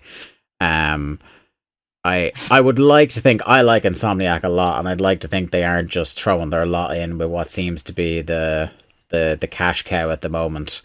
I want to give them the benefit of the doubt, because they're on a hot run. They're on a hot streak at the moment, And like how they probably could have cashed in by doing a Spider-Man game that was a lot less single player focused. If they wanted to, it still would have made an insane amount of money. It is still kind of amazing that Miles came out, and I wasn't like completely head over heels with it, but it's still a very, very good game. And for it to come out as good as it was as soon after the original Spider-Man is pretty fucking astonishing. Yeah, it was I think it's my game of the year last year. So, So look, it's going to be what 3+ years before we see whatever the hell this is, but at least it's exciting. Much as Jack in particular would love it if they just went straight in and made a 3rd Spider-Man game. Yes, I would. Give me it. I think it's always interesting for studios to be like, yes, we will keep cranking out the games that you already love, but we're actually also going to do some passion projects or something completely different you wouldn't expect from us. I mean, I would be cranking one out like that if Spider-Man 3 was announced. Oi, oi. Do you think, just to the one last thing, like, do you think that I guess not Marvel at this point, but someone else, like superheroes was DC or whatever, must be looking at Spider-Man and thinking, hey, maybe we should, like DC maybe would be looking and thinking, hey, maybe, maybe we should give something over to Insomniac. Because obviously they're a very good job, The thing I was thinking is that maybe other places with video game licenses would be thinking, the single player thing is the way to go rather than try to do like an Avengers. And it seems like already the way that they're marketing that Guardians of the Galaxy game makes me think that people have copped on that, people actually want single player story driven superhero games and not whatever the fuck that was with Avengers. So that I very much approve of. And wasn't there a rumor, Mark, correct me if I'm wrong, that I know that Gotham Knights is supposed to be a multiplayer online sort of possibly games as a live service thing, but there was talk that the Kill the Justice League game originally was possibly going to be that, but got retooled as a more story focused game. I don't. You know what? My knowledge and my interest in Gotham Knights is pretty minimal at the moment. Until it's the one they gave out. The least detail about, really, wasn't it? I think I kind of had my fill with like the Gotham series after Arkham Knight, wasn't it? Yeah. So like I think I'd actually be fine with them going off in a radical different direction anyway, because I feel like that trilogy, kind of like the Nolan films, like by the end of that last one, I was like, okay, we're good. Let's move on. Well, the thing about I think the Arkham Knights thing that made people like a bit less excited was that it's by the guys who did that. Was it Blackgate, the spin-off one, which I never played, Origins. But as far as I know, it's not. Great. And whereas the main Rocksteady team are the ones that are doing Suicide Squad, Kill the Justice League. But yeah, look, we'll see where. By the way, you guys are all going to be gutted when Insomniac bring out Resistance: Fall of Man 4. No, dude, I'm a Resistance guy. I'm down for that. Yeah, one and three. One was pretty decent for a launch window game for PS3. That was all that was out on PS3 for a while. Resistance 3 is actually like a low-key banger of a shooter. I was going to say, they all feel like launch title games for a specific PlayStation. I feel there's only one of that actually was. Which is funny, all three of them came out on PS3. They all came out on PS3? Yeah. Resistance 3 was like dying days PS3. It was maybe 2012, 2013. Their first PS4 game was the Ratchet and Clank reboot. Yeah. It is impressive when you can get 3 games out of a specific series on like one console. Because like Dead Space, all 3 of those were on the PS3 as well, right? Yes, I think so. And it looks like, we saw this week the rumor that it looks like that's the game that's getting EA are rebooting Dead Space, it looks like. See, I don't care for Dead Space, but I'm happy because I know, like, the people I know that like Dead Space really like that. Well, maybe not so much Dead Space 3. It's a real, like, for a company like EA to have something you just could describe as a cult favorite is weird, but it's true. It is a cult favorite. Our final news story, it feels like a couple of months early to be talking the new football games of the year, but this is the most fucking Konami ass way to. So the demo, like an alpha build or pre-alpha build to test the netcode on their first PS5 and Xbox SX generation of Pro Evo launched this week. They didn't tell anybody. It just fucking showed up on the store. And it's called, wait till you get a load of this, guys, the very catchy title of New Football Game Online Performance Test. Well, I mean, it's all right there, isn't it, in the title? So the demo kicked off at midnight on the 24th, runs through to the 8th of July. You can play as a few teams, as like United, Munich, Juve, basically the teams you always get in those Pro Evo demos, from what I remember. You don't need PS Plus or Xbox Gold to have a look at it. Like I said, it's mainly just for them to be able to test servers and netcode and things like that. But it's having a look at if you're a Pro Evo person, and I can't say that New Football Game Online Performance Test is any more or less catchy than when they changed the name of the series from from Pro Evolution Soccer to eFootball PES 2020 a couple of years ago. It's just the way that's been rushed out there. It kind of makes me think that like maybe they're trying to capitalize on the Euros at the moment. Yeah, well, the thing about them is like they always go a little bit earlier than FIFA, so sometimes that game comes out in August. So it's not really that early for them. Also, another question I was going to ask, again, like I've been out of the loop with football and football games for a while now, and Have there been like World Cup and Euros games, or have they just done like patches into like? This is what they've been doing. They've been doing like like I said, patches into the game, or they'll do like I think for one tournament they just did like a special themed season on Ultimate Team.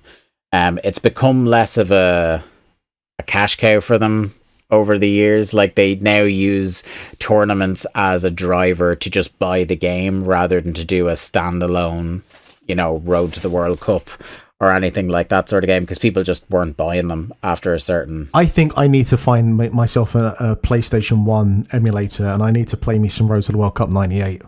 Been a long time coming. I still have my copy of World Cup 2010 for the PS3, and... Did it come with a free Vuvuzela? It did, but what it came with was the song Waving Flag by Kanan playing on repeat in the menu mode, and that is an absolute banger, ladies and gentlemen. So, yeah. But it's no Song 2 by Blur, is it now? I mean, some would say that Kanan is the Blur of Africa. So, Is it you that says that? Unconfirmed reports. But yeah, I like Pro Evo. I think, as somebody who plays football games a lot, it's really nice sometimes to have both of them, because it feels like you're playing the same kind of game that relaxes you, but it's also, in some ways, because it's controlled slightly differently and plays slightly differently, it's a bit more arcadey, the physics are a bit different, that it can be nice about halfway through a FIFA cycle when I'm getting a little bit tired of the same old routine to just dip over to Pro Evo for a while. It's also got a far superior version of the... What is it like? It's called Be a Pro mode in FIFA, where you play as one player through a career mode. The version of that in Pro Evo is much better. Yeah, I like Pro Evo. I was a Pro Evo guy growing up. I came back to FIFA only in like 2010, I think. I was like FIFA. I had FIFA like 97. So I've been like, and then I everyone went to PES. Well, I had FIFA 93, alright? So I'm the real fucking hardcore. The first one, I used to play them all over at my friends' houses. The first one, I didn't actually own one until 2003. Yep. Which was the one with Giggs, Davids, and Roberto Carlos. I remember, yeah. On the cover. I had FIFA 1867, Mark. with the Football Association's rules on the background. And that's the sequel to the Order 1886, right? What? FIFA 1887. It's the prequel. It's 1867, son. Damn right. Yeah. Yep. God damn. It was basically redistributed and programmed from cave paintings that they found. So don't even try that shit, son. Right. Okay. On that note of Victorian football games based on cave paintings, we're gonna fucking leave it at that, my friends, for another episode of Link to the Cast. Thank you so much. At Link to the Cast, where you need to follow us on Twitter, keep up to date with what we're doing. Individually, I'm at the Day to Dave, Jack is at Jack Lizell, Mark is at Lithium Project. Am I right? Yes, that is my non-banned account. It's been a couple of weeks. You're non-banned. You haven't been banned yet. You haven't been... Not yet. I haven't called anyone a gimp in a while. By the way, you haven't done the classic thing that people do with their Twitter account, where they start the new one and then they write the phrase "bagged at," and then however many followers they were, that's how many they were bagged at. So you should be like bagged at 2K or whatever it was. Well, no, because like this account wasn't a new account like per se, because I'd had it for a few months, because it was going to be like my Twitch account. So yeah. I saw you back on Twitch the other day. Is that a thing you want to plug? I haven't got college at the moment, so like I have spare time. So I'll be doing a bit of Twitch streaming here and there. I got a whole bunch of things I need to play. So do you know what else? As a friend of the show as well, we should plug the Barry Lad, Twitch superstar. Big old Barry Lad, just who has been twitch.tv/Barry Lad if you want to go to it right now. Yeah. I've been dipping in and out of his streams and enjoying it. I did particularly enjoy he was playing Bowser's Fury, and my God, things were not going well for him when I dipped into his Yeah. stream the other day, and he was losing it, and it was Some of good those times. platforming sections look infuriating at a sort of like Mario Sunshine level. Yes, very much. And speaking of which, he is actually going to be playing Mario Sunshine and Bloodborne in the month of July, alternating between the two of them. So, like, if you want to see a man lose his temper quite frequently, I think July on Barry's channel is the place to be. Yep.